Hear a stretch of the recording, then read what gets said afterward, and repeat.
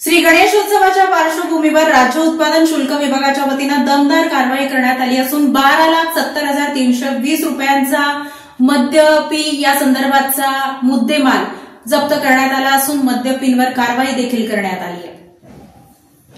राज्य उत्पादन शुल्क विभागाच्या पथकानं दक्षिण सोलापूर तालुक्यातील मुळेगाव तांडा परिसरातील स्वामी विवेकानंद नगरात टाकलेल्या छाप्यात गोवा बनावटीचा अवैध विदेशी मद्यसाठा व बनावट देशी विदेशी मद्य निर्मितीचा कारखाना उजेडात आला।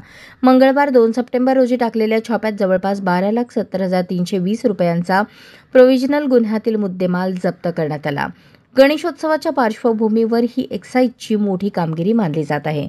निरीक्षक राज्य उत्पादन शुल्क ब विभाग यांच्या कार्यालयास मिळालेल्या खात्रीलायक बातमीनुसार अधीक्षक भाग्यश्री जाधव, प्रभारी उपअधीक्षक जयंत पाटील यांच्या मार्गदर्शनाखाली टाकलेल्या धाडीत गोवा राज्य निर्मित विदेशी मद्याच्या 750 मिलीच्या 936 सीलबंद बाटल्या, 180 मिलीच्या 192 सीलबंद बाटल्या, बनावट देशी मद्याच्या 90 मिलीच्या 8,900 सीलबंद बाटल्या व विविध ब्रँडची 1500 बनावट लेबल आणि 9,500 बनावट बुचे, विदेशी मद्याच्या रिकाम्या बाटल्या असे बनावट मद्य निर्मितीचे साहित्य 12,70,320 रुपयांचा मुद्देमाल जप्त करण्यात आला।